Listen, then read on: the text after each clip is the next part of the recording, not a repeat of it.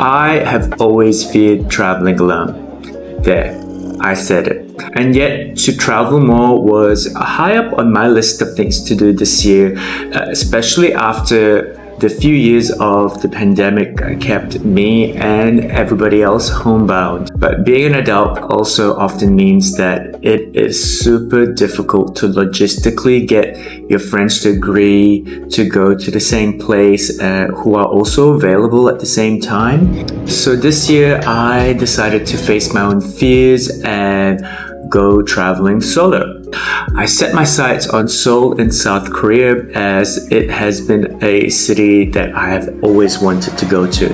And I also felt Seoul was a good choice for a solo traveler because it is not only one of the most popular tourist destinations in Asia, but also one of the safest. And if you're watching this as someone who is thinking about traveling solo, first off, I'm gonna tell you, do it. Life is short.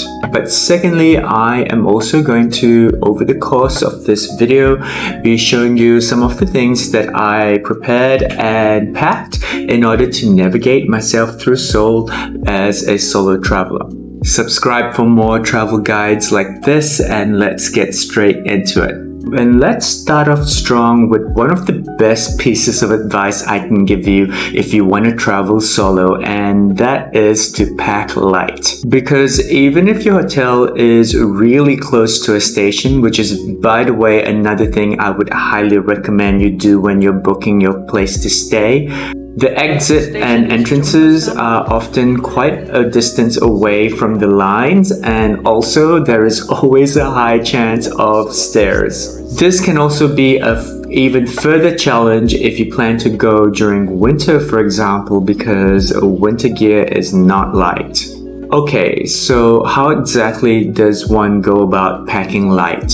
First off, I definitely recommend you look at a hotel that has a self-service laundry. I was in Seoul for about 2 weeks, but really only packed about 5 days worth of clothing thanks to the laundry service. It cost me about $5 to do my laundry every single time, which for me was worth every single cent because it not only meant that I didn't have to pack as much clothing, but it also meant that I had more space in my luggage for shopping. Which leads quite nicely into my second tip, which is if you're a fan of K-fashion, shopping is an absolute must when you're in Seoul. Shopping for clothing will naturally allow you to build the rest of your wardrobe for the duration that you're in Seoul for. If you need recommendations on where to do your K-fashion shopping, hit me up on Instagram, send me a DM, and I'm gonna hook you up. Apart from packing light, staying connected to the internet is also absolutely essential.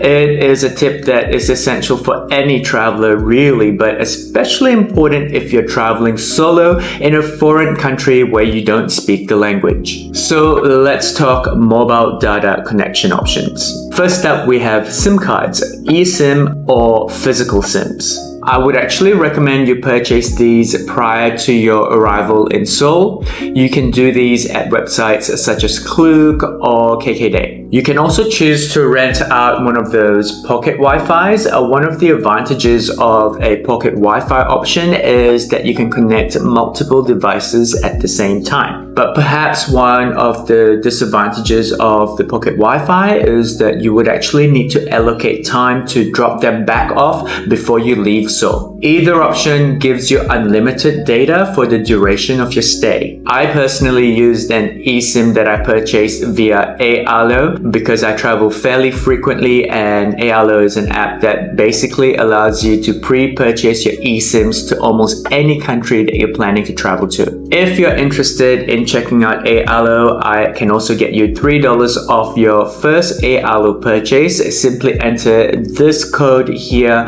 when making your purchase and thank me later. And because your mobile phone is essentially going to be your travel buddy, I mean, you're going to be using it to take photos, videos, using the maps to navigate yourself to your next destination. Keeping your phone alive is absolutely essential, which is why I definitely recommend for you to have a power bank with you at all times. My personal go-to are one of these clap-on ones. They just clap onto your phone and essentially doubles your phone battery life, whilst at the same time still allowing me to take content like so. Because when you're in a country where you don't speak the language, if your phone dies, you're kind of screwed. But I also do recommend that you have your hotel address written out to you in Korean and English on a piece of paper or a card. The receptionist at the hotel that you're checking into will be able to do this for you. Carry this card with you at all times so that in the event that your phone does die and you have no backup, you can in the very least hail a cab and head back to your hotel destination safely. Or use the card to ask for directions on how you can get back to your hotel via public transportation. Which leads quite nicely into the next part of the video where we talk about getting around in Seoul. Seoul, South Korea has one of the best public transportation networks in the world, and getting around is super easy even if you don't speak Korean. But apart from staying at a hotel that is close to a subway station, I would also recommend the following checklist items in order to navigate yourself through the Seoul public transportation network like a local. First up is a travel pass. There is actually quite a few to choose from, and it really just comes down to what you're looking for the travel pass to do. I have previously covered all the different travel passes in detail in another video which I've linked at the end of this video and also in my description box. But basically, for most travelers, a T-money pass would suit just fine. You can top up the pass at any subway station at machines that look like this, but you will need Korean won cash, which means that you will need to exchange some Korean won. You can do that prior to your arrival, and there's also a money exchange counter at the Incheon arrival hall. I was only in Seoul for this trip, and so I found that in most places cards still worked. However, if you're planning to venture out to places away from the city, such as Jeju Island or Busan, cash is definitely recommended. Another tip I would recommend is to have Naver or Kakao Maps installed onto your phone.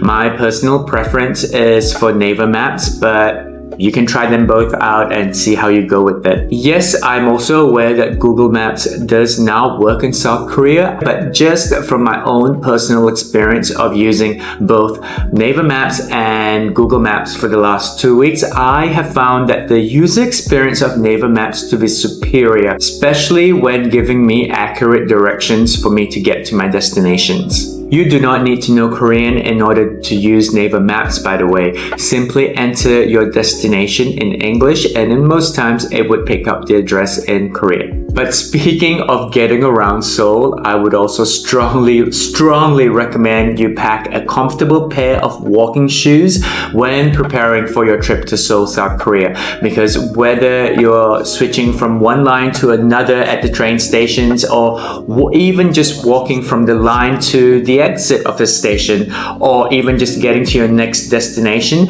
you are going to be walking. Like, I was averaging 20 to 30,000 steps easy daily when I was in South Korea. There is of course always the option to catch a cab in South Korea, which is why I also recommend for you to download Kakao Taxi.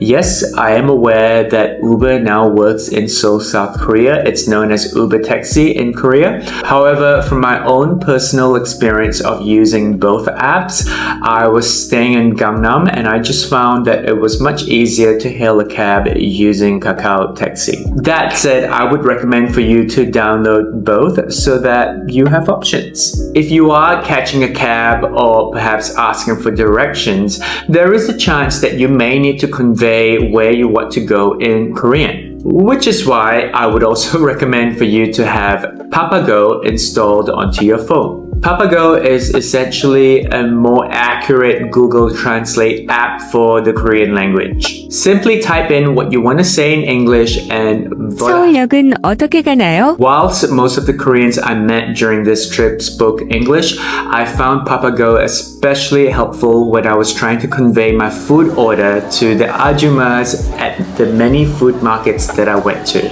Speaking of food though, Papago was such a lifesaver when I was at restaurants where there were no English menus available. All I had to do was to take a picture and let Papago do its magic. I'm also a huge believer that we as travelers to a foreign country need to be respectful of said country's cultural beliefs and practices. And so in this next section, I'm just going to quickly cover some of the cultural etiquettes that you should probably be aware of if you're traveling to Seoul, South Korea for the first time. First up, we have formal greetings.